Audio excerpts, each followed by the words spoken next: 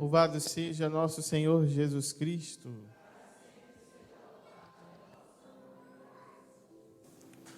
Amados irmãos e irmãs, celebramos hoje a solenidade da Epifania do Senhor, esta festa dentro do tempo do Natal, que recorda esta manifestação para todo o mundo da grande notícia, do grande acontecimento do nascimento de Jesus. Jesus é Salvador de toda a humanidade. Os cristãos do Oriente celebram hoje o dia do Natal, pois é na visita dos magos que eles tomam conhecimento do nascimento de Jesus. Então, celebram como o dia da notícia do Natal, do acontecimento do Natal para eles. E nós vamos celebrar esta manifestação de Cristo como Salvador de todo mundo, dos confins do universo, que contemplaram a salvação do nosso Deus. Nós cantamos esse salmo todos os dias desta oitava do Natal. Os confins do universo contemplaram a salvação de nosso Deus.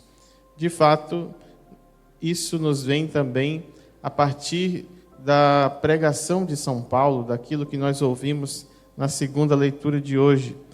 Paulo traz uma informação que vai causar muita estranheza na comunidade judaica, mas traz para todos os outros povos, inclusive para nós, a grande alegria e consolo de saber que Jesus é nosso Salvador. Deus escolheu o povo de Israel como seu povo, e eles pensavam então que eles, como raça escolhida, como povo escolhido, estariam exclusivamente destinados à salvação. O Messias virá para nós apenas. E aí Paulo diz, olha, Deus não revelou isso no passado, mas revela agora aos seus santos e apóstolos que os pagãos, que são todos aqueles que não são judeus, estão admitidos à mesma herança de vocês. Todos os pagãos, todos os outros povos do mundo estão também inseridos neste corpo de Cristo. Receberam também o evangelho da salvação. E isso abriu horizontes para o mundo inteiro. E nós hoje tomamos conhecimento disso graças a esta pregação de Paulo, para dizer, não é só para os judeus a salvação, não é só para os judeus que o Messias vem, mas todos estão admitidos a esta mesma herança. E é isso que nós vivemos hoje, a partir dessa experiência dos reis magos. Estes homens que viviam estudando os astros, né? Estudando as estrelas, e de repente eles veem uma movimentação diferente nessas estrelas.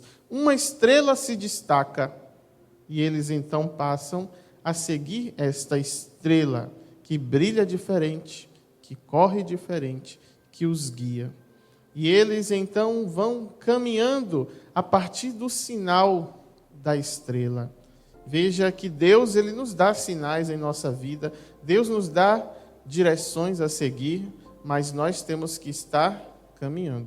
Temos que nos colocar a caminho, não é sentados, murmurando, de braço cruzado, reclamando de tudo, mas caminhando, nos colocando, mesmo nas dificuldades, as dificuldades do deserto que eles encontrariam, para caminhar, mas o importante é caminhar, é se colocar em caminho. E nós estamos num eterno caminhar, numa eterna peregrinação nesta vida e nesse ano santo da esperança, chamados a peregrinar na esperança. Então, a nossa peregrinação em direção ao nosso fim definitivo, que esperamos, a vida eterna.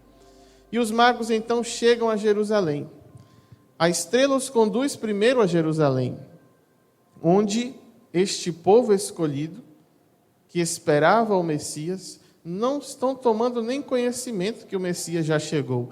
Então, a estrela vai para lá, para que em Jerusalém seja anunciado o nascimento de Jesus, né? De uma forma indireta. Os magos chegam e dizem, olha, onde está o rei? Nós viemos para adorá-lo, a estrela nos trouxe até aqui. E a cidade inteira fica agitada, Herodes fica agitado, como assim nasceu um rei, se eu já sou o rei daqui? E aí chama os doutores da lei, os mestres da lei, e eles confirmam a profecia. Sim, é em Belém, o profeta Miqueias disse, está lá a profecia que de Belém sairia o Salvador, o Messias, da pequenina Belém. Então, primeira coisa, Jesus nasceu e eles não sabem. O seu Salvador chegou e ninguém tomou conhecimento disso ainda. Já se passaram quase 2 anos do nascimento de Jesus, quando os magos chegam. Nós vemos que a cena que os magos vão encontrar não é mais os animais, uma manjedoura, mas o texto diz que os magos entraram na casa, encontraram na casa. Então, Maria e José já estão em uma casa. E vemos também a partir da perseguição de Herodes, quando ele manda matar todas as crianças menores de 2 anos, porque é mais ou menos a idade que Jesus teria quando os magos chegam. Ele procura saber cuidadosamente quando a estrela apareceu, e aí ele vai fazer os seus cálculos, né? Então, 2 anos já, e ninguém sabe. Não tomam conhecimento disso. E agora, quando os doutores da lei confirmam, todo mundo atesta, Herodes, olha, vai lá em Belém, procure informações, que eu também quero adorar. Mas ele não se colocou a caminhar. Nenhum ali que tomou conhecimento de que o menino nasceu, se colocou a caminho. Os magos seguiram sozinhos. Então vemos como muitas vezes tomamos conhecimento de Cristo, da sua vontade, da verdade, mas continuamos parados, continuamos em nossa vida, na nossa vontade, nas nossas escolhas. É como a gente saber a verdade e não praticá-la. Tomar conhecimento do que é certo e não fazer. Seja na nossa vida social, todo mundo sabe que é errado passar no sinal vermelho. Mas muitas vezes passamos, eu estou me confessando aqui. Às vezes a gente passa ou faz alguma coisa que a gente sabe que, a lei diz isso. E eu vou transgredir mesmo assim. E trazendo para a nossa vida espiritual. Os mandamentos dizem isso. Eu sei, eu conheço a verdade, o que a igreja diz, mas eu vou fazer diferente. Então, tomando conhecimento da verdade, não devemos omiti-la. E os magos, então, partem sozinhos. Eles tomaram conhecimento, mas não seguiram em direção a Belém. A distância de Belém para Jerusalém, aproximadamente, são 8 quilômetros. E esta é uma distância também espiritual, onde muitas vezes colocamos entre nós e Cristo, entre nós e a sua vontade. Está ali o Messias, está ali a sua vontade, está ali o seu chamado, mas nós vamos colocando um distanciamento. Então pensemos, qual é a distância hoje da Jerusalém, da Belém dentro de mim? Qual distanciamento eu coloco entre a minha vontade e a vontade de Deus? Que nós encurtemos cada vez mais as distâncias em nossa vida para com o Senhor, tornando cada vez menor, estes 8 quilômetros que distanciavam o povo da promessa, da herança, o povo escolhido e o seu Salvador que nasceu. E os magos caminham motivados por uma coisa só. Uma coisa os motiva. Caminham porque, eles dizem a Herodes, viemos para adorar. É a adoração que motiva os magos a não desistir, a, mesmo com o cansaço, não voltarem atrás dessa missão. É a adoração. Viemos para adorá-lo. E esta também deve ser a motivação de cada um de nós ao entrarmos nesta casa. A casa que os magos encontram Jesus e Maria ali é para nós a igreja. A igreja é esta casa onde nós encontramos a Cristo. E esta deve ser a minha motivação. Porque se eu coloco outras motivações para estar aqui, eu vou me desanimar. Eu vou me decepcionar. E aí eu vou fazer o quê? Vou embora, vou deixar de ser católico, vou sair da igreja. Então, o nosso foco é estar nesta casa para adorar o Senhor. Uma vez uma mulher disse ao padre, eu vou sair da igreja porque lá todo mundo fala mal de mim, porque me olham torto, porque isso, porque lá é assim, lá é assado. E o padre disse, tá bom, eu vou lhe dar uma penitência. Você vai carregar esta vela e dar 10 voltas na igreja sem deixar essa vela apagar. E a mulher então pegou essa vela e cuidadosamente, dando as voltas como o padre mandou, sem deixar a vela apagar, concentrada para a vela não apagar. Pronto, padre, já fiz. E o padre disse: enquanto você dava as voltas, você viu alguém falando mal de você? Ela disse: não. Enquanto vocês davam as voltas, viu alguém olhando torto para você? Não. Então, você não viu porque você estava focada no seu objetivo, na sua missão, de levar a sua vela sem deixar apagar. Assim também nós estamos na igreja por causa de Cristo. E é nele que devemos focar. É nele que devemos fixar o nosso olhar. E o objetivo que nos traz a esta casa deve ser os mesmos que levaram os magos à casa em Belém para adorar o Senhor. Outra motivação, nós nos decepcionaremos, nós nos entristeceremos, porque não viemos aqui simplesmente para pedir nada a Deus. O que nós vamos dizer para quem já sabe de tudo? Deus já sabe de tudo. O Salmo vai dizer que antes que a palavra chegue à nossa língua, Deus já conhece. Então, o que dizer para quem já sabe tudo? O que dar? Eu vou na igreja oferecer a Deus. Não, Deus já tem tudo, não é? O que dar para quem já tem tudo? Então, nosso objetivo não é vir para dar ou para dizer nada, mas para adorar. E a adoração é uma atitude de reconhecimento. Eu reconheço quem é Deus. E à medida em que nós aqui viemos para trazer esta nossa adoração ao Senhor, somos nós que ganhamos, somos nós que recebemos nesta troca dos dons que o Natal nos dá, né? Recebemos a divindade, ele assume a humanidade. Então ganhamos sempre nessa troca do que nós aqui viemos fazer, reconhecer quem é Deus, adorá-lo e saímos preenchidos dele. A oração que nós vamos fazer daqui a pouco, a oração sobre as oferendas, vai nos dizer: ó Deus, a igreja não vos oferece mais ouro, incenso e mirra, mas o próprio Jesus Cristo, que se dá em alimento. Ele se dá a nós. Porque diferente de nós que amamos dando alguma coisa, para expressar que amamos alguém, nós damos uma flor, damos um presente, né? Damos algo para expressar o nosso amor. Deus não ama dando nada, Deus ama dando a si mesmo.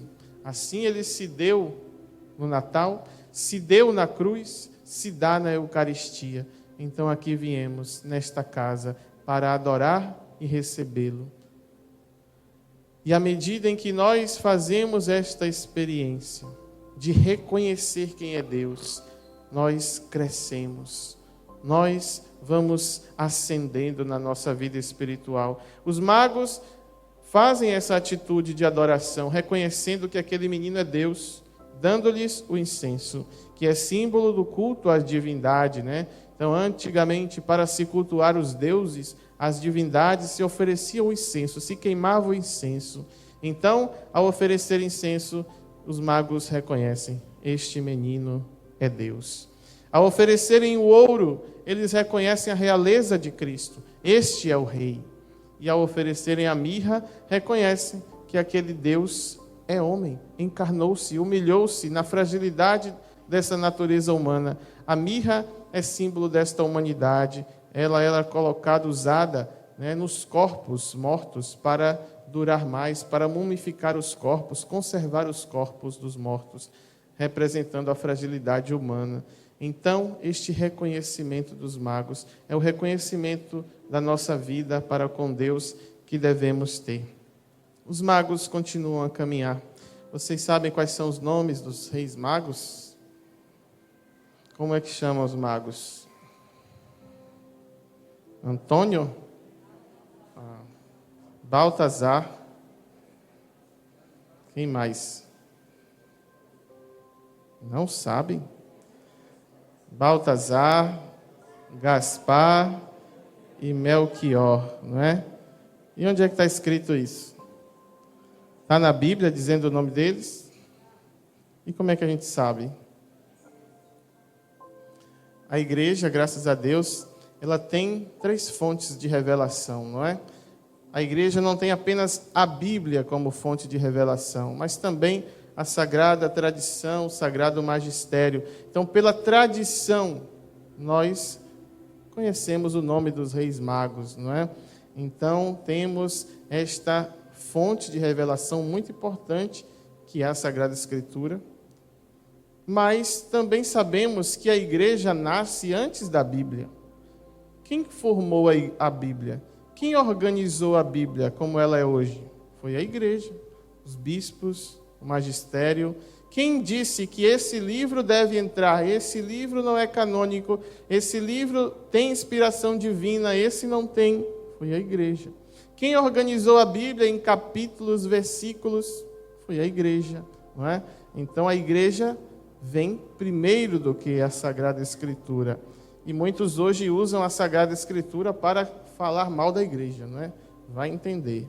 Então nós temos a Sagrada Escritura como fonte de revelação, a Sagrada Tradição, também aquilo que é transmitido, que é ensinado. Muitas vezes na sua família tem uma tradição que não está escrita em lugar nenhum, mas todo mundo na sua família sabe, conhece aquele gesto, aquela celebração, aquela forma de conviver, alguma tradição familiar. Não está escrito, mas você ouviu, você sabe, você vive. Assim também a tradição que a igreja foi transmitindo do que recebeu de Cristo, do que recebeu dos apóstolos, e assim, então, tiramos muitos elementos da tradição da igreja, como o nome dos magos, o nome dos pais de Nossa Senhora, né, Joaquim e Santana, que não está na Bíblia, enfim, para falar, né, dessa tradição. E existe uma história de que haveria um quarto rei mago, porém ele não conseguiu chegar a tempo. Este quarto rei levaria pérolas para Jesus, não é? No seu cofre estavam pérolas. E ele saiu também guiado pela estrela, mas no meio do caminho encontrou um homem que estava caído, sujo, ferido, e ele parou para ajudar. Ajudou aquele homem, limpou, pagou com as suas pérolas uma noite na hospedaria para aquele homem e seguiu.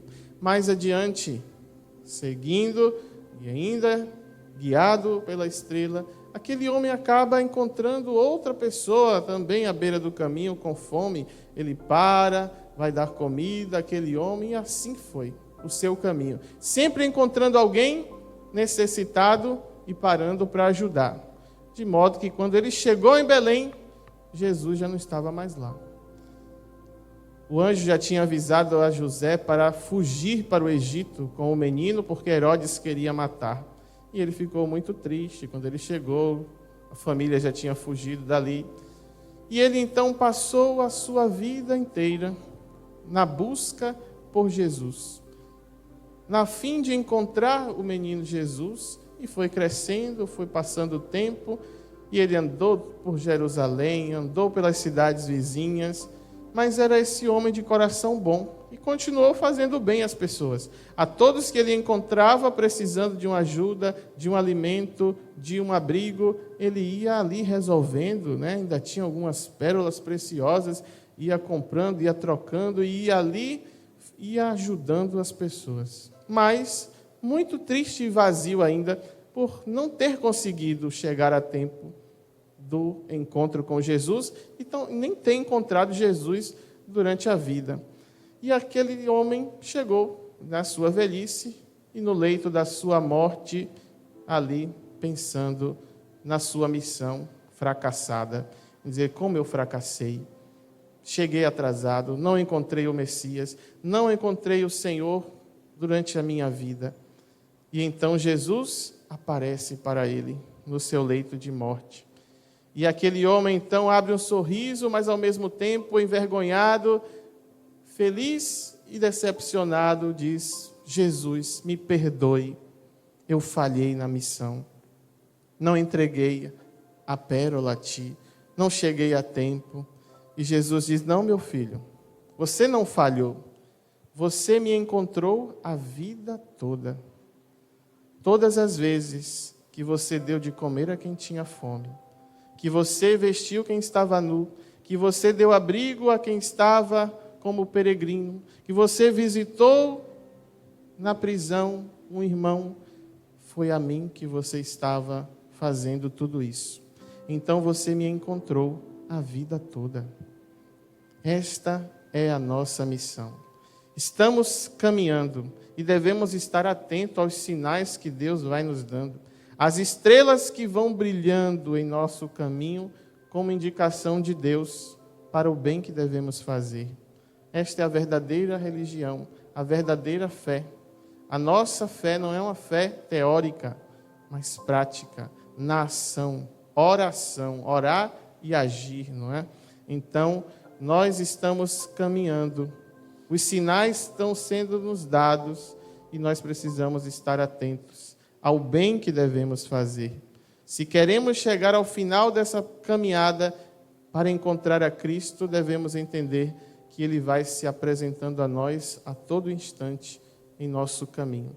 Estejamos atentos nessas nossas necessidades, nos sofredores. Ali encontramos o próprio Cristo. Quando visitamos o enfermo, quando consolamos quem chora, quando fazemos a caridade, damos alimento, né? Ajudamos alguém a matar a sua fome. E devemos enxergar Jesus em todas essas situações. Eu tento muito isso. Às vezes não é fácil estar em casa, tem que ir no hospital. Padre, pode ir no hospital agora? Padre, faleceu fulano, pode ir no sepultamento? Eu não quero dizer não, mas a humanidade nossa, às vezes, nossa, agora, mas agora... Aí a gente tem que pensar, é Jesus que está me esperando lá. Não é? Aquele irmão que está lá no leito do hospital, eu estou indo visitar o próprio Cristo, que está no seu sofrimento, que está na sua enfermidade. E é assim que nós devemos enxergar realmente Cristo que se apresenta nos sofrimentos humanos, nas dificuldades humanas, na miséria humana. Ali está Jesus, porque na cruz Ele assumiu tudo isso, todo esse sofrimento, todas as dores. Então façamos o esforço sempre de enxergar Jesus e assim encontrá-lo sempre em nossa vida. E o fim, os magos terminam ali a sua adoração, a sua visita, e são avisados para voltar por outro caminho. Obviamente, também por conta de Herodes, para que Herodes não tivesse acesso às informações e ao menino, mas também porque depois que a gente entra na casa para adorar o Senhor, não podemos voltar pelo mesmo caminho. Não podemos sair daqui os mesmos. O encontro com Cristo sempre nos deve fazer voltar por uma rota diferente da nossa vida. É a conversão, é a mudança de caminho, é a mudança de mentalidade, é o crescimento espiritual, uma ascese espiritual, uma elevação da nossa condição humana em se tornar melhor para Deus e para o irmão a cada encontro que fazemos com Ele nesta casa. Por isso, peçamos ao Senhor a graça nesta Eucaristia, aqui nesta casa, onde o encontramos, onde a Virgem Maria apresenta o seu Filho, a casa que é a igreja, de sairmos sempre dispostos a um novo caminho, a uma mudança da nossa vida e dispostos sempre a encontrar a Cristo no irmão, na irmã da qual Ele se apresenta. As estrelas que brilham para nós como sinal, aqui está Cristo, aqui está a nossa salvação, em amar o próximo, em fazer o bem ao próximo, em nos colocar como peregrinos, a fim de que, vivendo nesta vida, depois de andar tanto nessa vida nossa aqui passageira, o nosso fim seja feliz. A nossa recompensa seja a recompensa feliz da vida eterna. Façamos as escolhas certas, tenhamos as decisões corretas para agradar a Deus, enxergando o Senhor em cada realidade de sofrimento humano e desejando sempre uma mudança na nossa rota, na nossa caminhada, para não desviarmos do caminho do céu. Louvado seja nosso Senhor Jesus Cristo.